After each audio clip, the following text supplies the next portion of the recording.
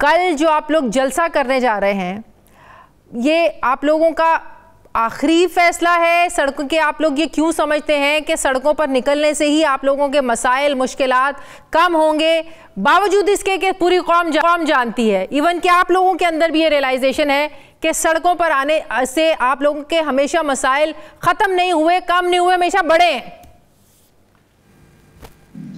देखिए जी, मैं सबसे पहले तो आपको ये अर्ज करूंगा कि सड़कों पे हम क्यों आ रहे हैं, वजह क्या है। जब आपके तमाम कानूनी रास्ते बंद किए जाए और जिस तरह 26वीं आईनी तरमीम हुई और जिस तरह इन्होंने लोगों को लोटा बनाया और लोगों को पकड़ के फिर उनको शामिल किया और उसके बाद 27th तरमीम के लिए जो कुछ इन्होंने किया, और फिर आप खुद देख लें कि एक गैर जमहूरी अमल से, गैर आईनी अमल से ये आईनी तरमीम कर रहे हैं। और मैं ये समझता हूँ कि ये पाकिस्तान की तारीख का सबसे बड़ा ये अलमिया है कि आप मुझे एक बात बताएं कि आईनी तरमीम या अमेंडमेंट आइन में कब होती है? अमेंडमेंट्स होती हैं जब उस पार्टी के पास एब्सोल्यूट मेजॉरिटी यानी 2/3 मेजॉरिटी हो या कंसेंसस हो तमाम सियासी पार्टियों के साथ, तमाम अपोजिशन की पार्टियों के साथ। इन्होंने तो कारपोरेशन का इलेक्शन बना दिया था इस 26th अमेंडमेंट को। बशीर साहब, आप लोगों की समझ में नहीं आती ना, कमेटीज में आप लोग बैठते रहे, मौलाना साहब की आप लोग तारीफें करते रहे, मौलाना साहब का जो किरदार था उसकी तारीफें करते रहे। इमरान खान साहब ने कहा कि आपने कहा कि बहुत सी ऐसी चीज़ें जिससे मुल्क को नुकसान हो सकता था, वो मौलाना साहब के इंटरफेरेंस के बाद वो सब चीज़ें निकले। मौलाना के रोल से आप लोग बड़े खुश थे। अमेंडमेंट हो गई, अब आप उसी को लेकर सड़कों पर निकल रहे हैं। आप लोगों की स्ट्रैटेजी की कुछ समझ में नहीं आती है। कमेटीज में आप लोग बैठते हैं, फिर अपनी तजावीज़ भी नहीं देते हैं और बाहर निकलते हैं आप लोग एतराज़ करते हैं। मैं आपको बताता हूँ मौलाना की जो बात है, देखिए नहीं, पाकिस्तान तहरीक इंसाफ की जमीयत उलमा पाकिस्तान के साथ एक तलखी थी। तलखी हमारी दूर हो चुकी है। हम एक बातचीत की हद तक हमारे दरमियान वो बर्फ पिघल चुकी है। देखिए, मौलाना साहब जब इस पूरे अमल में शरीक हुए और उन्होंने 26th अमेंडमेंट को वोट किया तो उनकी अपनी जमात है, उनकी अपनी जमात के फैसले, हमने उनको कायल करने की कोशिश की। उनका ये मौक़िफ़ था कि मैं काफ़ी चीज़ें उसमें से ड्रॉप करवा रहा हूँ कि मोर देन 50 अमेंडमेंट्स। देन आप लोग राजी हो गए ना, जब वो चीजें निकल गई तो आप लोग राजी हो गए, तो अब नाराजगी किस चीज की? नहीं, हम राजी बिल्कुल नहीं हुए, क्योंकि हमें तरीके कार पर हमें एतराज है। देखिए, हमारे बंदों को तोड़ा गया है, हमारे बंदों को लालच दिया गया है। ये कभी भी नहीं होता। पूरी दुनिया में आप देख लें, सिविलाइज्ड माशरे में एक वोट पे गवर्नमेंट कायम रहती है, लेकिन जो काम इन्होंने किया, ये तो कहते हैं। बशीर साहब, मुझे एक सवाल का जवाब दें। बशीर साहब, अभी भी आप लोगों को अदालतों से उम्मीद है।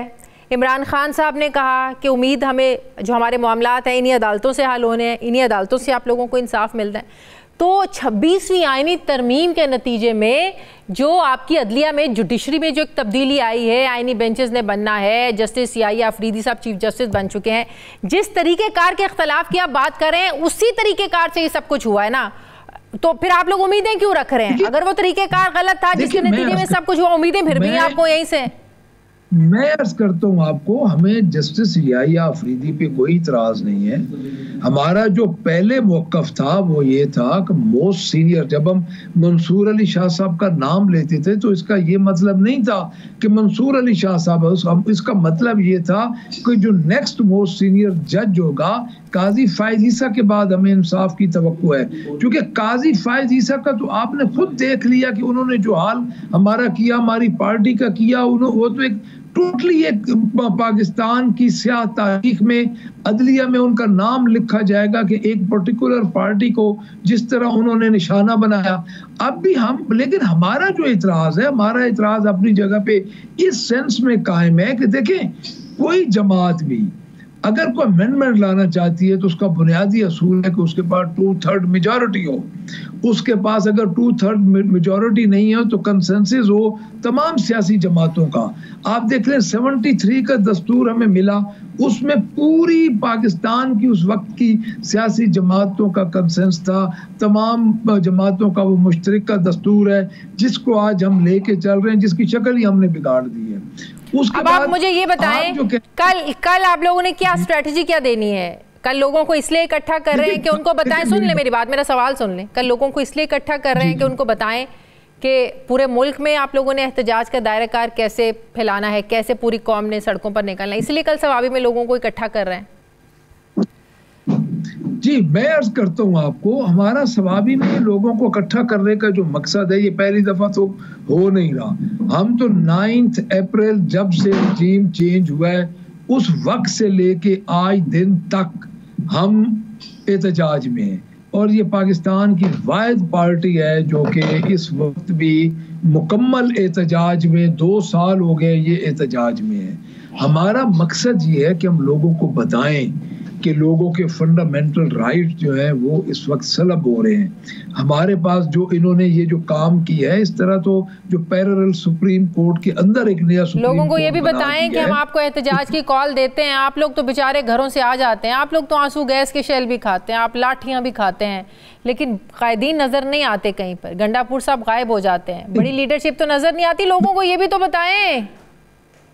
देखिए, मैं इसमें अर्ज करता हूँ आपको। देखिए, आप जो डी चौक वाला पर्टिकुलर मामला उठा रही हैं, उसमें देखिए हम पूरे तरीके से डी चौक तक पहुंचे और एक चीफ मिनिस्टर केपी के हाउस उसका है, उसके अंदर वो गया है। ये पहली दफा हुआ है पाकिस्तान की तारीख में। इस्लामाबाद में बलूचिस्तान हाउस है, सिंध हाउस है, पंजाब हाउस है और केपी की हाउस है।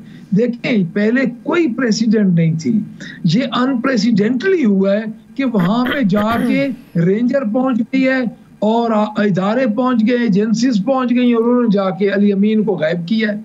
अब जिस तरीके से वो निकल के आए हैं, ये कभी हुआ है? देखिए, इसमें ये था कि आपका इलेक्टेड चीफ मिनिस्टर है और उस पे आप आंसू गैस फेंक रहे हैं, आप शेल फेंक रहे हैं। तो मैं ये समझता हूँ कि ये तो गायब करके रिफ्रेश करके भेजा।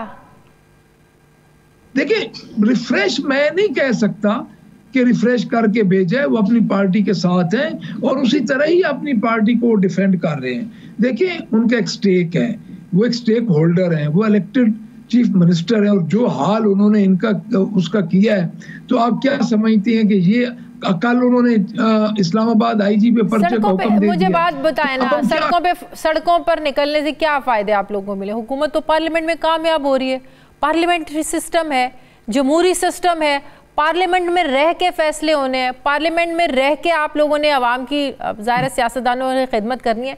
सड़कों पर निकलने से आप लोगों को क्या मिलेगा? इमरान खान की रिहाई मिलेगी?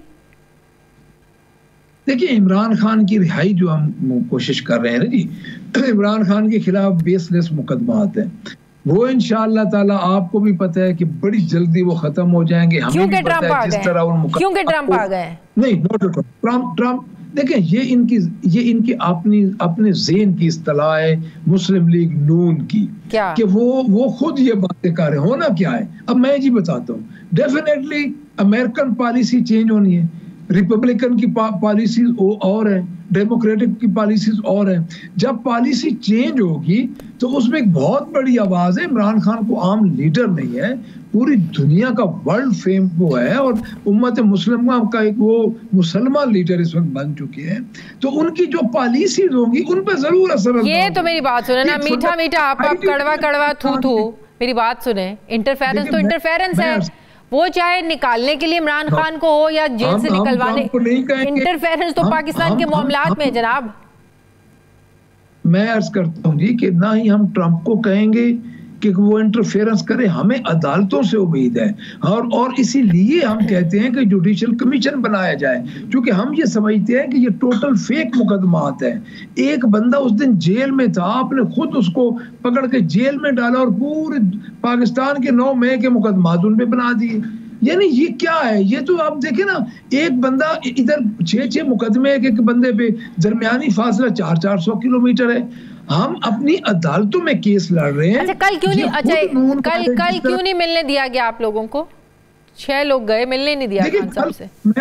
मैं अर्ज करता हूँ, कल हम गए हैं जी, हम तकरीबन मैं था, अपना शिबली फराज साहब थे जो अपोजिशन लीडर सेनेट में है, शेख वकास अकरम थे, ओन अब्बास पप्पी सेनेटर था और अलामा नासिर अब्बास सेनेटर थे। तो ये सब हम गए तो हमें उन्होंने एज यूजुअल, ये मेरी जो 5वीं मुलाकात है जी, उन्होंने हमें 5 बजे तक बिठाए रखा, डिप्लॉयमेंट हो गई, पुलिस की डिप्लॉयमेंट हो गई, हमने कहा जी गिनती खत्म होगी तो हम निकल आएंगे।